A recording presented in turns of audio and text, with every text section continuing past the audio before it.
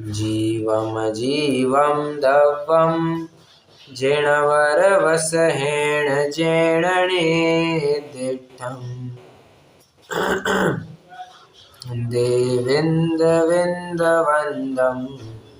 वन्दे तं सर्वदा शिरसा।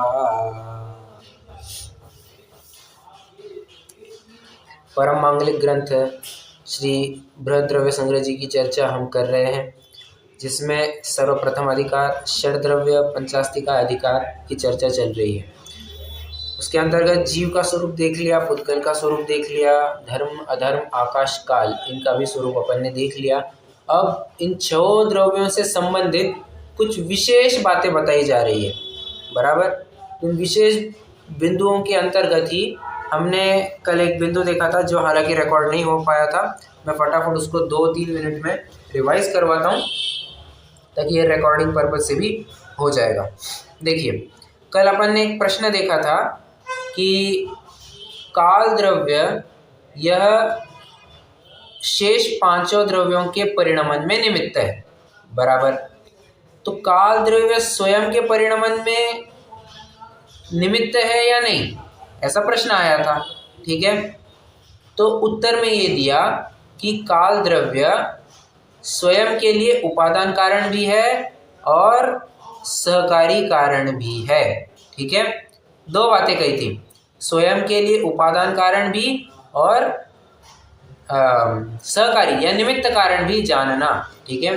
तो सामने वाले का प्रश्न ये आया था, अगर ऐसी बात है तो 6 द्रव्यों को ऐसा कह दो कि 6 द्रव्यों अपने परिणमन में उपादान कारण भी है और निमित्त कारण भी है। तो उत्तर में ये बताया गया, अगर ऐसा हो तो काल द्रव्य की फिर भी अलग से जरूरत क्यों पड़ेगी, और प्रत्येक द्रव्य का अपना अपना कार्य निश्चित है, बराबर। जिस प्रकार उदाहरण वहां पर दिया था, जिस प्रकार नाक चखने का काम नहीं करती, आँख सुनने का काम नहीं करती, आदि आदि, उसी प्रकार काल द्रव्य चल कर के कभी गति में निमित्त नहीं होगा, आकाश द्रव्य चल कर के कभी स्थिति में निमित्त नहीं हो, मतलब आगे चल कर कभी स्थिति में निमित्त नहीं होगा। उनके सभी के कार्य सेट है, डिफाइंड है, बराबर। और ये जो बात हमने कही उपादान कारण और निमित्त कारण, ये सिर्फ काल द्रव्य के लिए ही समझना, बाकियों के लिए तो काल द्रव्य निमित्त कारण रूप ही है। स्वयं ही स्वयं रूप उपादान कारण भी गए और निमित्त कारण भी गए, तो फिर वो दिक्कत वाली बात हो जाएगी, फिर काल द्रव्य का कोई महत्व नहीं बचेगा। उसी प्रकार धर्म द्रव्य का भी महत्व नहीं बचेगा, अधर्म द्रव्य और आकाश द्रव्य किसी का महत्व नहीं बचेगा, सिर्फ 2 ही द्रव्य बचेंगे, पुद्गल और जीव। ऐसे में ये वस्तु सिद्धांत के विरुद्ध हो जाएगा।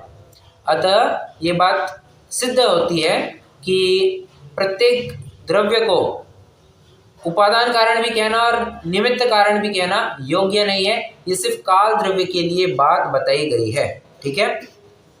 चलिए, यही कल का अपना प्रकरण था।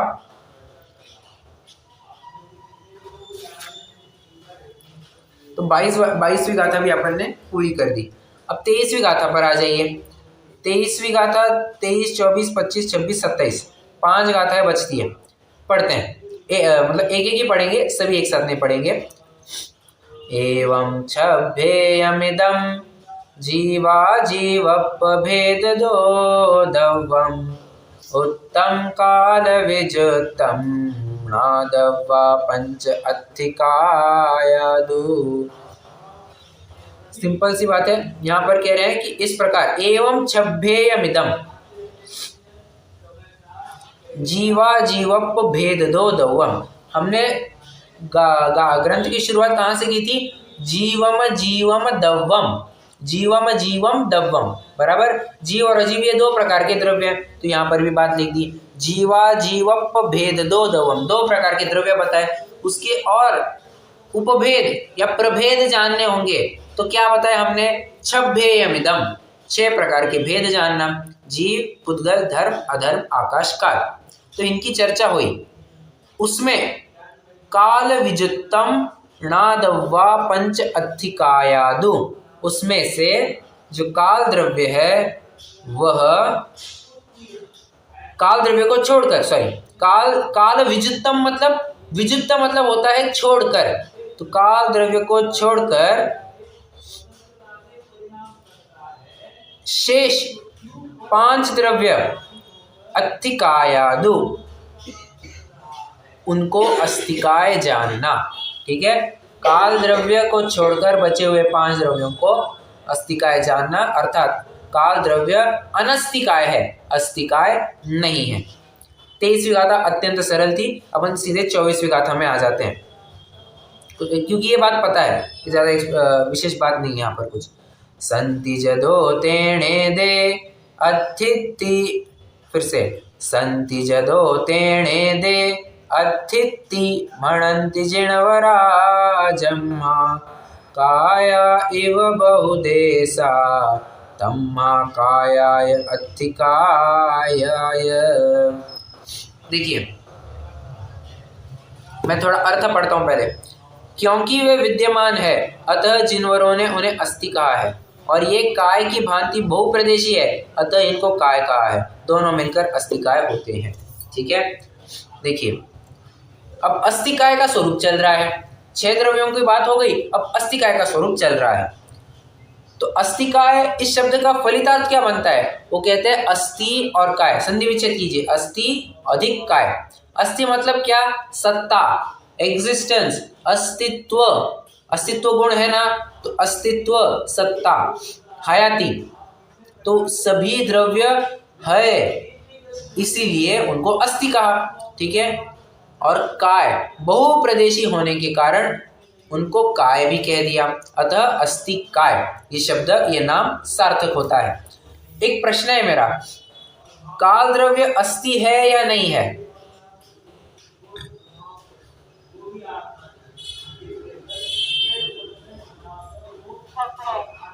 क्या कहा? है, बराबर। अस्तिकाय है क्या? अस्तिकाय नहीं है। ठीक है, तो ये डिफरेंस बराबर पता होना चाहिए। प्रत्येक द्रव्य अस्थि है, क्यों? क्योंकि अस्तित्व उन सब में पाया जाता है, और प्रत्येक द्रव्य की सत्ता है, हयाती है, तो अस्थि रूप से तो प्रत्येक द्रव्य है। ठीक है, प्रत्येक द्रव्य की अस्थि है, ऐसा कहना चाहिए। किंतु अस्तिकाय ये सिर्फ काल द्रव्य को छोड़कर के 5 द्रव्य ही होते हैं। अब एक प्रश्न उपस्थित होता है, यार बहुप्रदेशी कहना था तो अस्थि बहुप्रदेशी ऐसा कह देते, काय ये शब्द क्यों बीच में डाल दिया? समझ में आ रहा है? कहना था तो अस्थि बहुप्रदेशी ऐसा कह देते, अस्थि काय ये क्यों कहा? तो कहते हैं सुनो, हाँ काय मैं सीधे अभी आपको पहले नहीं, ये कहाँ हो गया?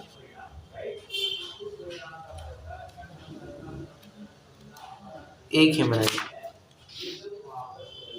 हाँ, काय क्यों कहा? तो कहते हैं काय मतलब होता है शरीर। ठीक है, शरीर कैसा होता है? एक प्रदेशी या बहुप्रदेशी?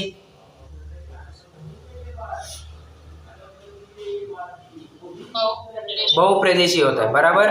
तो इसमें से हमने सिद्ध किया कि मतलब एक अर्थ डिराइव कर दिया कि काय इज इक्वल टू बहुप्रदेशी, ऐसा एक इक्वेशन ही बना दिया।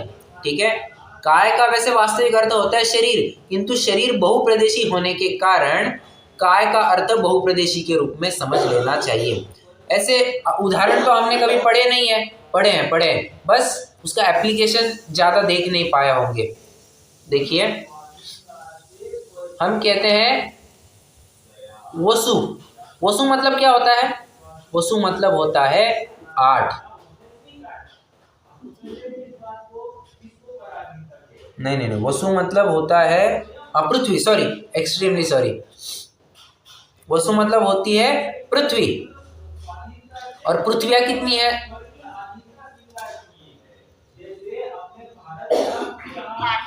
8 पृथ्वी। कौन सी 8 पृथ्वियाँ? ये 7 नरक की पृथ्वियाँ और एक ईशत प्रागभाग। ठीक है, तो 8 पृथ्वियाँ हैं। तो इस पे से हमने सिद्ध किया कि वसु मतलब 8।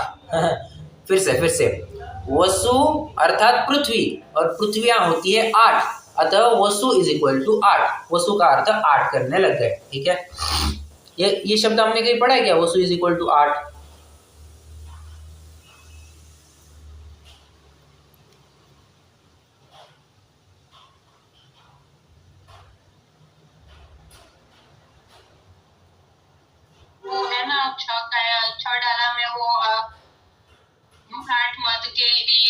राइट राइट राइट, आप सही जा रहे हैं। लेकिन मुझे पंक्ति याद नहीं।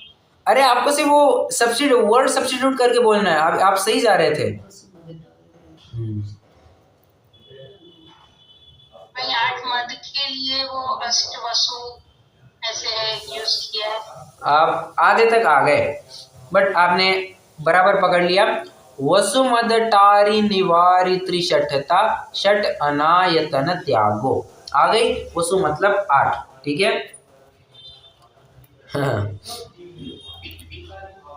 तो और बताता हूँ। पूजा में भी आता है ना अष्टम वसुधा पाने को, पर वो वसुधा ऐसा क्या क्या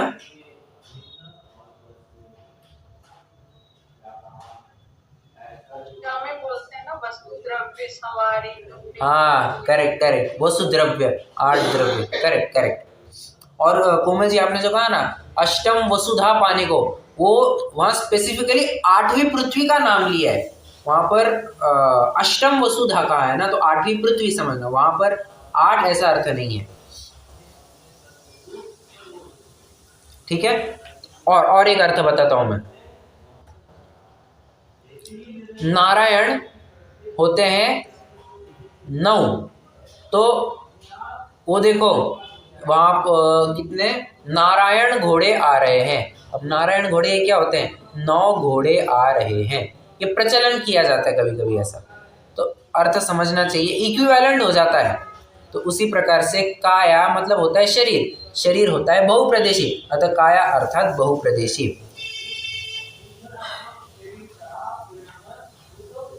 ठीक है।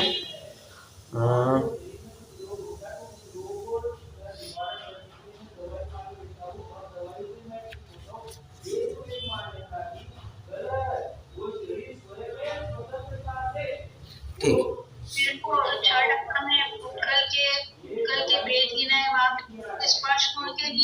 करेक्ट करेक्ट करेक्ट, बहुत अच्छा। फरस वसु जाके है, फरस फरस मतलब स्पर्श, तो 8 स्पर्श गुण की 8 पर्याय, करेक्ट, बहुत अच्छा बहुत अच्छा। ये ऐसा याद होना चाहिए। अगर मैं बहुत मतलब क्या कहना चाहिए, आई अप्रिशिएट कि आपको बराबर अर्थ भी, ये तो मेरे भी ख्याल में नहीं आया था अभी, सच में कह रहा हूँ। ये वसु पुद्गल द्रव्य के स्पर्श गुण की 8 पर्यायवती, ये अभी मुझे भी क्लिक नहीं हुआ था, बट आपको क्लिक हुआ, ये बहुत अच्छी बात है। और ऐसे ही हमें अर्थ पता होना चाहिए। अगर इसमें अगर आपको पंक्ति भी याद होती ना, तो बस वो तो सोने पे सुहागा हो जाता। तो प्रयास ये भी रहे कि हम पंक्ति भी याद करें। आपको अर्थ याद है, बहुत अच्छी बात है, ठीक है। चलिए अभी थोड़ा सा यहाँ से हम भावार्थ पढ़ते हैं। देखिए 24वीं गाथा। अब संज्ञा लक्षण प्रयोजन आदि का भेद होने पर भी अस्तित्व के साथ ये पांचों अभेद है ऐसा बतलाते हैं। शुद्ध जीवास्तिकाय में मुक्त दशा में सिद्धत्व लक्षण रूप शुद्ध द्रव्य व्यंजन पर्याय केवल ज्ञान आदि विशेष गुण और अस्तित्व वस्तुत्व अगुरु लघुत्व आदि सामान्य गुण है, तथा मुक्त दशा में अव्याबाध अनंत सुख आदि अनंत गुण की व्यक्तता रूप कार्य समय सार का उत्पाद रागादि विभाव रहित परम स्वास्थ्य रूप कारण समय सार का व्यय और उन दोनों के आधारभूत परमात्म द्रव्यत्व रूप से द्रव्य है। देखिए बहुत लंबी चौड़ी लाइन डाल दी यहाँ पर। क्या कह रहे हैं, सामान्य गुण होते हैं, ये बता दिया। पहले तो क्या कहा कि विशेष गुण होते हैं, केवल ज्ञान आदि विशेष गुण होते हैं, अस्तित्व वस्तुत्व अगुरु लघु आदि सामान्य गुण होते हैं, प्लस कार्य समय सार का उत्पाद। अब देखिए क्या कहा, अनंत गुण की व्यक्तता रूप कार्य समय सार का उत्पाद। एक प्रश्न है मेरा, कार्य समय सार और कारण समय सार क्या अंतर है दोनों में?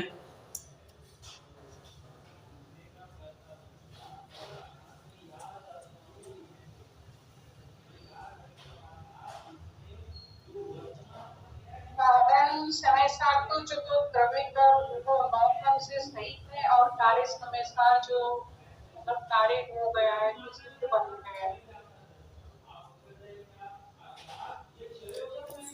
किसी का कुछ और उत्तर?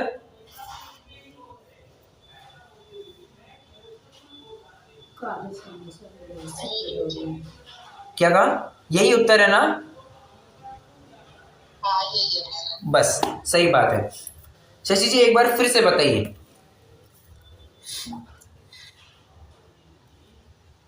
कारण समय सार तो जो मतलब वो नाम से सही है, हम कारण समय सार है, और एक कार्य समय सार भगवान जिन्होंने अपना कार्य कर लिया है। करेक्ट करेक्ट, सही बात है। देखिए, कारण समय सार मतलब एक प्रकार से मैं ये कह सकता हूँ कि संसार अवस्था, सिंपल सिंपल शब्दों में संसार अवस्था वाला जीव कह सकता हूं मैं। हाँ जी। बस, तो अब यहां पर पढ़िए, अव्यापाद अनंत सुखादि अनंत गुण की व्यक्तता रूप कार्य समय सार का उत्पाद, मतलब क्या? सिद्ध अवस्था का उत्पाद। ठीक है, अब अगला, रागादि विभाव रहित परम स्वास्थ्य रूप कारण समय सार का वेग, मतलब क्या? संसार अवस्था का वेग कह सकता हूं मैं। बस, और उन दोनों के आधारभूत परमात्मा द्रव्यत्व रूप से द्रव्य है, मतलब एक प्रकार से यहाँ पर उत्पाद व द्रव्यपना सिद्ध कर रहे हैं। ठीक है, अब थोड़ा आगे बढ़ते हैं। इतना मैं ब्रेक करके क्यों पढ़ा रहा हूँ? क्योंकि एक ही लंबी चौड़ी, बहुत लंबी चौड़ी लाइन है, तो पार्ट में पढ़ेंगे तो समझ में आएगा। आगे, अब यहाँ पे सेमीकोलन डाल दिया है, तो सेमीकोलन डाल दिया मतलब एक प्रकरण खत्म हो गया, अब दूसरा प्रकरण चालू है। क्या?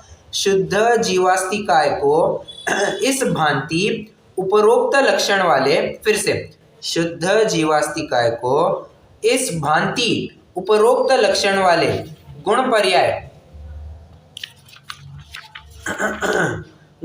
और उत्पाद व द्रव्य के साथ मुक्त अवस्था में संज्ञा, लक्षण, प्रयोजन आदि का भेद होने पर भी सत्ता रूप से और प्रदेश रूप से भेद नहीं है। भेद किस लिए नहीं है? मुक्तात्मा की सत्ता में गुण पर्यायों का और उत्पाद व द्रव्य का अस्तित्व सिद्ध होता है, तथा गुण पर्याय और उत्पाद व द्रव्य की सत्ता से मुक्तात्मा का अस्तित्व सिद्ध होता है। इस प्रकार परस्पर साधित सिद्धत्व साध्य साधनपना है। देखिए, सिद्धों में भी अस्तिकायपना लागू होता है, ये बताना चाह रहे हैं। क्या प्रकरण क्या चल रहा है? सिद्धों में भी अस्तिकायपना लागू होता है, ये बता रहे हैं।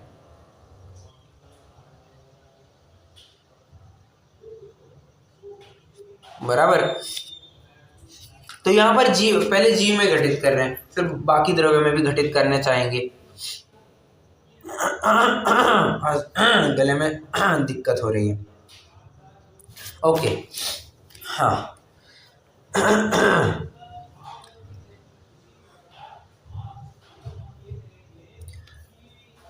मुद्दा क्या उठा यहाँ पर? भेद किस लिए नहीं है? फिर से पढ़ता हूं मैं। मुक्तात्मा की सत्ता में गुण पर्यायों का और उत्पाद व द्रव्य का अस्तित्व सिद्ध होता है। अभी अभी अपन ने पढ़ा, अभी अभी हमने सिद्ध किया ना कि कार्य समय सार का अनंत गुण आदि, अनंत चतुष्टय रूप कार्य समय सार का उत्पाद हुआ, मतलब उत्पाद की बात सिद्ध हो गई, मतलब सिद्ध अवस्था प्रकट हो गई। संसार अवस्था का व्यय हुआ, वहां पर शब्द क्या आया था? कारण समय सार, कारण समय सार का व्यय हुआ। और नंबर 3, जो दोनों के आधारभूत परमात्मा द्रव्यत्व से द्रव्यपना भी है। ठीक है, तो उत्पाद व द्रव्यपना भी वहां पर सिद्ध किया। और दूसरी बात, यहाँ पर गुण पर्याय की भी तो बात सिद्ध होती है। कैसे? हमने सामान्य गुण, विशेष गुण बता करके गुण पर्याय की तो बात सिद्ध कर ली, तो दोनों भी बातें यहाँ सिद्ध होती है। इस प्रकार परस्पर साधित सिद्धत्व है। अब थोड़ा आगे बढ़ते हैं। अब इनके कायत्व का कथन करते हैं। पहले क्या सिद्ध किया? अस्ति, वे है, उनके अस्तिपने की सिद्धि की। अब कायत्व का कथन किया जाता है। जिस प्रकार बहुत प्रदेशों के समूह को देखकर शरीर को काय कहा जाता है। ये ख्याल में मैंने शुरुआत में ही कहा था। ये लाइन समझ में आई क्या? क्या ये वही कहना चाह रहे हैं। देखिए, जिस प्रकार बहुत प्रदेशों के समूह को देखकर शरीर को काय कहा जाता है, मतलब वास्तव में काय अर्थात होता है शरीर, शरीर होता है बहुप्रदेशी, इसलिए काय इज इक्वल टू बहुप्रदेशी। ये फॉर्मूला यहाँ पर एकदम उन्होंने लाइन में लिख करके दिया है। उसी प्रकार अनंत ज्ञानादि गुणों के आधारभूत लोकाकाश प्रमाण असंख्य शुद्ध प्रदेशों का समूह देखकर मुक्त आत्मा में कायत्व कहा जाता है। जिस प्रकार देखिए, हम ये शैली बराबर से देखते आ रहे हैं कि जहां पर जीव के ऊपर सिद्धांत घटित करना होगा वहां पर पुद्गल का उदाहरण दे देते हैं, जहां पर पुद्गल के ऊपर सिद्धांत घटित करना होगा वहां पर जीव का उदाहरण दे देते हैं। ये आपको नोटिस कर पा रहे हैं, मैंने आपको 2-3 दफे बताया भी है ऐसा।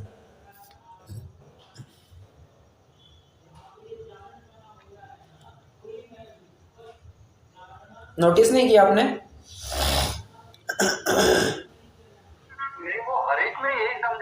हाँ, हर एक में, राइट, हर एक में वही समझा है। और अपन ने अभी थोड़ी देर पहले ये भी देखा, धर्म द्रव्य अधर्म द्रव्य, इनमें भी देखा था ना कि जिस प्रकार सिद्ध भगवान मेरे मोक्ष मार्ग के गमन में निमित्त है तो वे निष्क्रिय, परंतु मेरे मोक्ष मार्ग के गमन में वे निमित्त है, उसी प्रकार जीव पुद्गल के गमन में धर्म द्रव्य निमित्त है। तो बराबर धर्म द्रव्य के लिए भी जीव का उदाहरण दिया था। तो यहाँ हर प्रकार से परस्पर ही उदाहरण दिए गए हैं। तो यहाँ पर भी वैसा ही किया है, शरीर का उदाहरण दिया और जीव में भी घटित कर दिया। अब आगे, जिस प्रकार शुद्ध गुण पर्याय और उत्पादव्य द्रव्य के साथ मुक्तात्मा को सत्ता रूप से निश्चय से अभेदपना कहा दर्शाया, उसी प्रकार यथा संभव संसारी जीवों में तथा पुद्गल धर्म अधर्म आकाश और काल में भी जानना और काल द्रव्य के अतिरिक्त कायत्व भी जानना। ने यहाँ पर कंक्लूड कर रहे हैं कि सभी जन अस्थि है, सभी द्रव्य अस्थि है।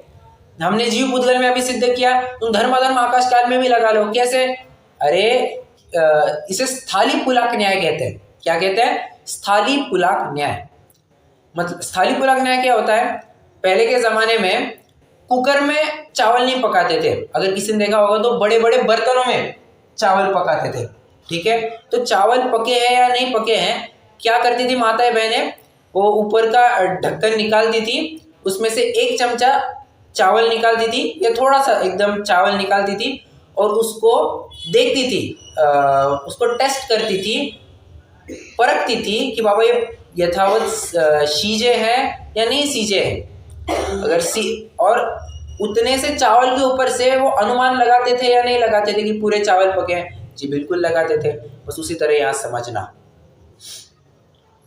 हमने जीव और पुद्गल में घटित किया ना, तो सभी ये वस्तु द्रव्य कहलाती है, तो सभी द्रव्यों में भी ये बात लागू होनी चाहिए। क्यों? सामान्य गुण है रे बाबा। ठीक है, अस्थिपना ये सामान्य गुण है, तो सभी में पाया जाना चाहिए। ठीक है, और कायत्व ये मात्र काल द्रव्य को छोड़ करके बाकी 5 द्रव्यों में पाया जाता है, काल द्रव्य में नहीं पाया जाता है, ये यहाँ पर बताया गया है। अब काल द्रव्य के बारे में थोड़ी विशेष बात कह रहे हैं।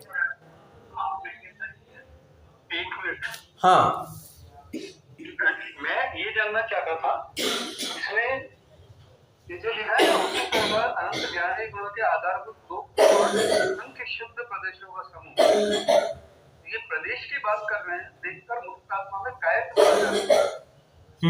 ज्ञानादि गुणों को लेके गुणों का आधारभूत प्रदेश है, ऐसा बोल रहे हैं। फिर से प्रश्न नहीं समझ में आया। ये बोल रहा हूँ, गुणों का इसमें लिखा है ना, अनंत ज्ञानादि गुणों बराबर आधारभूत लोकाकाश प्रमाण असंख्य शुद्ध प्रदेशों का समूह, हाँ, देखकर मुक्तात्मा में कायत्व का है। हाँ, मतलब सिद्ध भगवान की अस्थि काय है, ऐसा बोल रहे हैं। हाँ, मतलब जीव, हाँ, कि अनंत ज्ञानादि गुण के आधारभूत लोकाकाश प्रमाण असंख्य शुद्ध प्रदेशों का समूह, हाँ, तो ये गुण को भी क्यों ले रहे हैं उसमें? मतलब वो जो प्रदेश है सिद्धात्मा का, सिद्ध भगवान का, हाँ, उसमें आधारभूत अनंत गुण है और वो गुण पाए जाते हैं लोकाकाश प्रमाण असंख्य शुद्ध प्रदेशों का समूह, ऐसा बोल रहे हैं। तो ये कहना क्या चाह रहे हैं? यहाँ पर सिंपली इतना ही है कि यहाँ पर उनके कायत्व बहुप्रदेशीपना, देखिए देखिए देखिए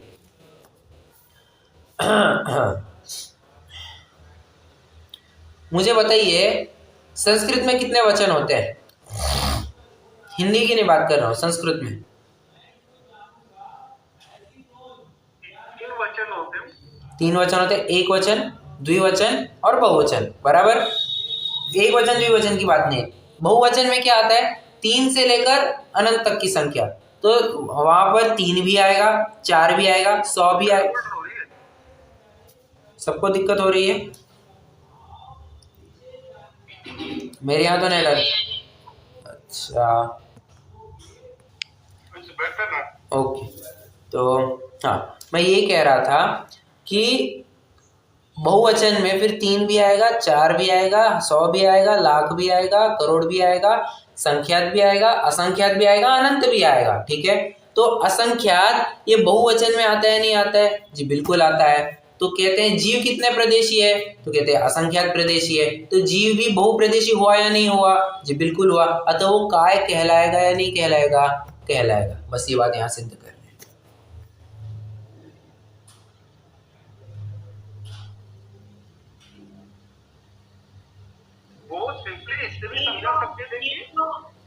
ये जो अनंत ज्ञान आदि गुणों के आधारभूत लिखा है, वो अनंत ज्ञान और ज्ञान के अलावा जो अनंत गुण है ऐसे लिया है ना, ज्ञान आदि गुण, यानी एक ज्ञान गुण नहीं, बहुत सारे गुण है ऐसे।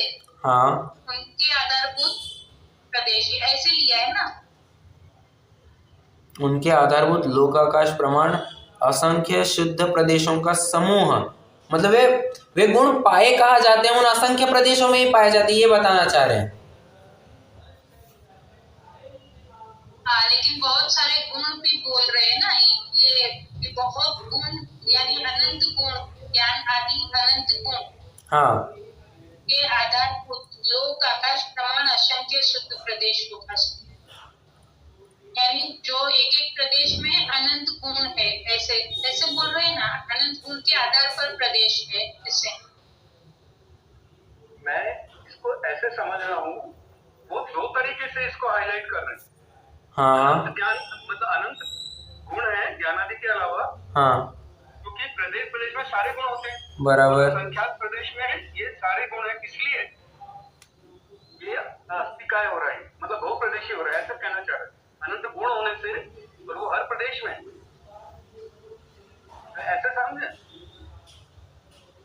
अनंत ज्ञानादि गुणों के आधारभूत लोकाकाश प्रमाण असंख्य, नहीं अभी ये अनंत ज्ञानादि गुणों के आधारभूत ये लाइन, ये पद क्यों लिखा है ये फिर मुझे देखना पड़ेगा। क्योंकि पर मैं इतना तो जरूर कह सकता हूँ कि देखिए जीव होता है असंख्यात प्रदेशी, और असंख्यात ये बहुवचन में आता है, और अतः जीव भी बहुप्रदेशी, ये सिद्ध किया जा सकता है। मैं इतना तो आपको बता सकता हूँ, परंतु ये पद क्यों डाला है अब ये मुझे भी थोड़ा देखना पड़ेगा।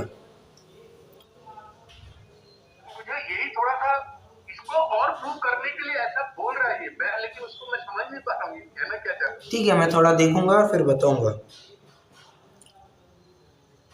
ठीक है, एस्टैब्लिश कर रहा है बहुप्रदेशत कोई, हाँ कैसे कर रहा है ये नहीं समझ पा रहा हूँ। बराबर, बहुप्रदेशत तो सिद्ध कर रहा है, बट ठीक है देखते हैं अपन, मैं आपको बताऊंगा। चलिए, तो ये तो हो गई 24वीं गाथा की टीका। मैं ये आप भी नोट करके रखिए, मैं भी बराबर यथाविधि आपको बता ही दूंगा। 25वीं गाथा पढ़ते हैं अभी। अब यहाँ पर काल द्रव्य के बारे में थोड़ी बात कर रहे हैं, कायत्व के बारे में थोड़ी बात कर रहे हैं। तो कहते हैं होंती असंखा जीवे धम्मा धम्मे अनंत आयासे मुत्ते तिविह पदेसा कालस्य गुणतेन सो काओ। अब यहाँ पर संख्या बता करके काल द्रव्य काय क्यों नहीं है, अस्ति है किंतु काय नहीं है, ये सिद्ध कर रहे हैं। कैसे? होंती असंखा जीवे धम्मा धम्मे, असंख्या जीवे धम्मा धम्मे।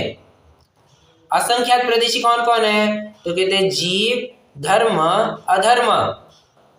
ठीक है, अनंत। देखिए एक प्रकरण पूरा हो गया। अनंत आयासे। आकाश कितना है तो कहते हैं अनंत, अनंत प्रदेशी है। मुत्ते तिविह पदेसा, मुत्ते मतलब मूर्तिक, तिविह तीन प्रकार क्या होता है, कैसे, या तो संख्यात हो गया या असंख्यात होगा या अनंत होगा, ठीक है।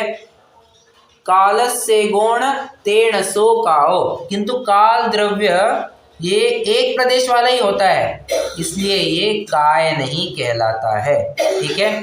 अब यही प्रश्न ये सुनकर के सामने वाले को एक प्रश्न उपस्थित हुआ। आप कहते हैं कालाणु एक प्रदेशी होता है, ठीक है, हमें बताइए परमाणु भी तो एक प्रदेशी होता है, तो उसको क्या काय क्यों नहीं कहा। तो पढ़िए अब तुरंत अगली गाथा पढ़िए। एयपदेशो वियणो नाना खंड पदेश दोधि बहुदेशो वयारा तेण काओ भणंति सवर्णु। कहते हैं परमाणु एक प्रदेशी है, हाँ, किंतु वह बाद में जुड़ान के बाद स्कंद रूप होने की ताकत रखता है, मतलब 2 3 4 परमाणु बाद में मिलकर के एक स्कंद रूप हो सकते हैं, ऐसी लायकात रखते हैं, इसलिए स्कंद रूप होने की ताकत की वजह से इनको भी काय कह दिया, ठीक है। किंतु काल द्रव्य में आपने कभी ऐसा सुना है क्या कि 5-6 कालाणु मिलकर के एक काल द्रव्य हो गए या फिर उनका एक स्कंद हो गया, कभी ऐसा पढ़ने को मिला है? ऐसा कभी पढ़ने को नहीं मिलेगा। हर एक प्रदेश पर एक कालाणु है और वो एक ही संख्या में बना रहेगा, वो कभी भी जुड़ान को प्राप्त नहीं होगा, ठीक है। जिस प्रकार पुद्गल स्कंद रूप होता है, वैसे काल द्रव्य के केस में नहीं होगा। बस इतनी सी बात है। एक प्रदेशी होने पर भी परमाणु अनेक स्कंद रूप बहुप्रदेशी हो सकता है, इस कारण सर्वज्ञदेव उपचार से परमाणु को काय कहते हैं। उपचार से ही कहा है, और वास्तविक बात तो सही है कि अगर सिर्फ परमाणु को सामने रखेंगे तब तो वो भी एक प्रदेशी कहा जाएगा, ठीक है।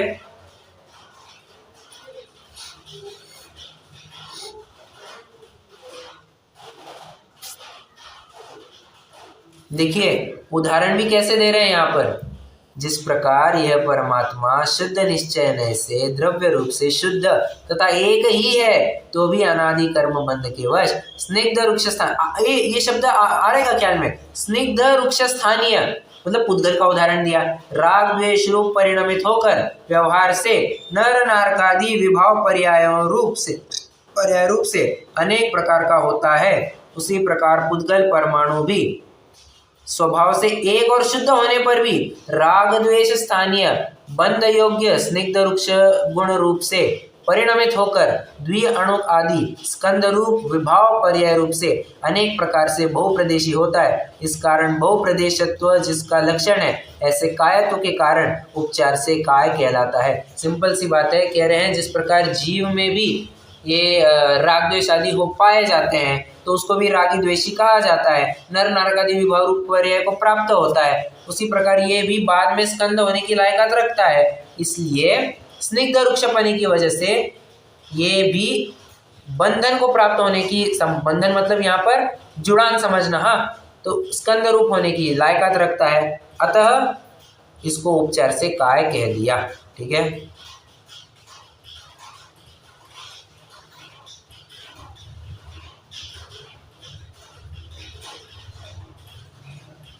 फिर एक प्रश्न और उपस्थित होता है, ठीक है, अगर परमाणु में संभव है तो कालाणु में क्यों संभव नहीं है?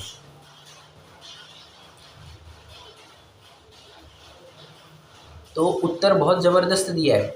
या अपन ने कंडीशन देखी थी ना, बंध होने के लिए क्या लगता है, स्निग्ध रुक्षत्वाद बंध, मतलब स्निग्ध और रुक्षपना ये गुण पाया जाएगा तो ही तुम्हारा बंध होगा। मुझे बताइए काल द्रव्य में स्निग्ध रुक्षपना गुण होता है क्या?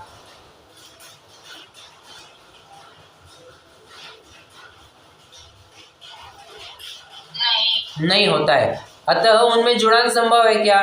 बिल्कुल संभव नहीं है। उसमें होता तो उसमें भी जुड़ान कह देते, कोई दिक्कत नहीं थी, किंतु स्निग्ध रुक्षत्व ये गुण सिर्फ पुद्गल में पाया जाता है, इसीलिए वो परमाणु ही, 2 परमाणु ही आपस में जुड़ सकते। अगर जीव में भी स्निग्ध रुक्षपना पाया ही जाता है। इनफैक्ट स्निग्ध रुक्षपना जो करता है, राग द्वेष आदि विकारी भाव करता है, उसको लेकर के कर्म आकर्षण होता है या नहीं होता? बिल्कुल होता है। ठीक है, तो पुद्गल में भी वैसे होता है। स्निग्ध रुक्षपने के कारण 2-3 परमाणु, 4 परमाणु, असंख्यात संख्यात असंख्यात अनंत परमाणु आकर के जुड़ जाते हैं। तो ये बात यहाँ पर कही। तो कहते हैं स्निग्ध रुक्षत्व जिसका कारण है, ऐसे बंध का अभाव होने से वैसा नहीं होता। काल में स्निग्ध रुक्षत्व नहीं पाया जाता। वह किस लिए? क्योंकि स्निग्ध रुक्षत्व पुद्गल ही का धर्म है। Simple, that's it.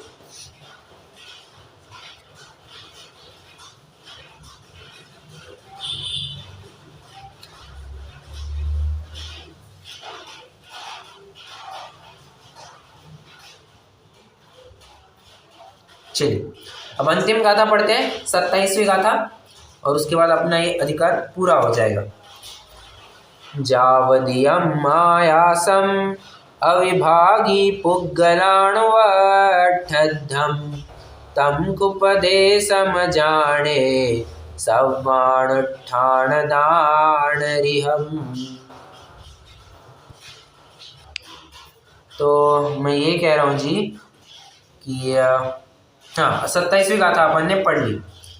27वीं गाथा में कहते हैं, यहाँ पर प्रदेश की बात कर रहे हैं। जितना आकाश अविभागी पुद्गलाणु से रोका जाता है, उसे सर्व अणुओं को स्थान देने में योग्य प्रदेश जानो। तो क्या कहा यहाँ पर?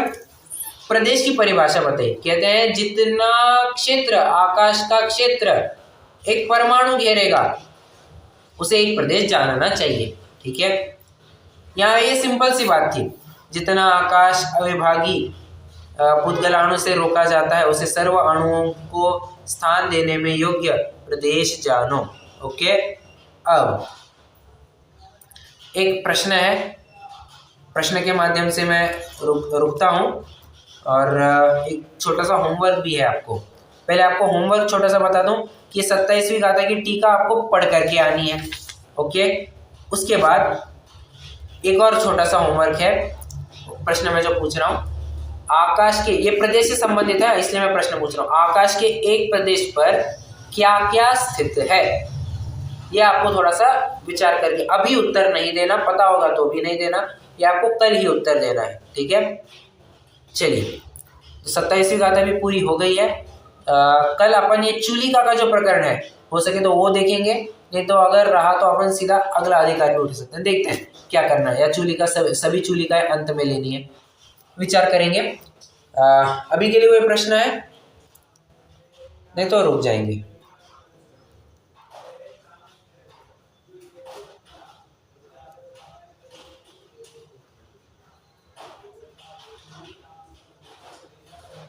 एक प्रश्न था मेरा। हाँ, एक्चुअली मैं पंचस्तिकाएं 20 में देख रहा हूँ। हाँ, कॉमन ही है, उसमें 96 जो गाथा है, हाँ, उसके एंड में एक लाइन लिखी हुई है, हाँ, जीव द्रव्य परलोक में प्रदेश के कारण मूर्त भी है। हाँ, ये एक सेंटेंस लिखा हुआ है, ओके, लेटर। ओके, ये थोड़ा मैं समझ नहीं पा रहा हूँ क्या कहना चाह रहा है। फिर से एक बार पढ़ी। जीव द्रव्य पर रूप में प्रवेश के कारण मूर्त भी है, मतलब वो व्यवहार से जो बोलते हैं ना, जीव को मूर्त मानते हैं, बस वही कहना चाह रहे हैं। बस वही बात है, दूसरे नए का कथन कर दिया इन्होंने। बट ऐसा कहीं मैंने पढ़ा नहीं कि जीव परलोक में प्रवेश करता है, पहली बार पढ़ रहा हूँ। अरे मुझे बताइए, जितने शरीर के जितने प्रदेश है, उतने आत्मा के प्रदेश है या नहीं है? तो है, होता है। और दूसरे नए का भी विषय क्या है? मैं इस शरीर का स्वामी, मैं इस शरीर का कर्ता, मैं इस शरीर का भोक्ता, ये कहते हैं नहीं कहते हैं? बस वही सारी बात है। तो दूसरे नए का कथन बन जाएगा। मैं भी कुछ ऐसा समझ रहा, लेकिन थोड़ा कंफर्म नहीं था। नहीं, इसमें वियर्ड लगने वाली बात नहीं है, वो तो दूसरे नए का ही विषय है। में आई ये पुस्तक तो अपनी सेम ही है जो आपने स्टार्टिंग में इसमें बताया था ना। हाँ ये राजस्थान में लिखा गया जालौर डिस्ट्रिक्ट में, हाँ। ऐसा कुछ था ना? हाँ हाँ याद आ रहा है शुरुआत जो अपन ने किया था ग्रंथ का? हाँ हेलो, हाँ, बोलिए ना। मेरी आवाज आ रही है आपको? आ रही है, आ रही है। हाँ, नहीं उसमें आपने ये बताया था कि ये जो लिखा है ग्रंथ को राजस्थान के जालौर डिस्ट्रिक्ट में लिखा गया है। जालौर मैंने नहीं कहा था। हेलो, मैंने जालौर नहीं कहा था। राजस्थान में कुछ ऐसा डिस्क्रिप्शन था? नहीं नहीं नहीं, अच्छा, राजस्थान में आश्रम नगर में, मालव देश में। कुछ ऐसा मैंने नोट किया। हाँ हाँ हाँ हाँ, करेक्ट करेक्ट। आश्रम नगर।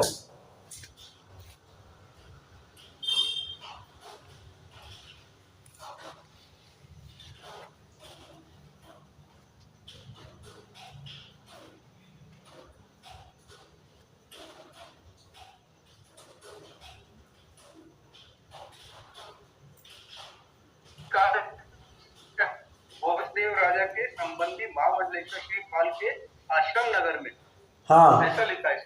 ओके। जस्ट मैंने सही पढ़ा है, ये बुक वही है जो अपन अभी पढ़ रहे हैं। मेरे को ये लगा कि ये राजस्थान और मतलब मध्य प्रदेश तो एकदम अलग ही जगह हो गई। That was my concern. अच्छा, मेरा कंसर्न ये था राजस्थान और ये दोनों अलग अलग जगह, ये तो कॉमन आ रहा है आश्रम नगर। अच्छा, मालव देश देखिए ना, मालव देश आश्रम नगर ये राजस्थान है, शायद ये राजस्थानी है आश्रम नगर। हाँ, इस किताब में, लेकिन जो मेरे पास है ना, हाँ यही मेंशन किया है राजा भोज।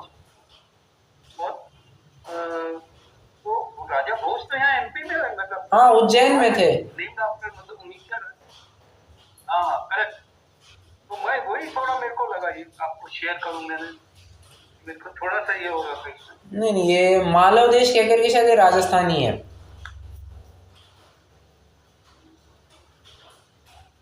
मुझे भोज का आ रहा है, कलिकाल चक्रवर्ती भोजदेव राजा के संबंधी महामंडलेश्वर श्री पाल के आश्रम नगर में, ये लाइन है। ये पहले ही पेज है क्या? फर्स्ट पेज के लास्ट 2 लाइन है। जस्ट एक मेरे को ऐसा ऑब्जर्वेशन आया, शेयर कर रहा हूँ आपको। हाँ ठीक है ठीक है। इसको क्या माना जाए? देखिए, ये इतिहास की बातें अपन ज़्यादा कुछ कह नहीं सकते हैं, कहीं पर भी हुआ होगा। It's not very contradicting. Right, ठीक है, रुकते हैं, जिनवाणी स्तुति करेंगे।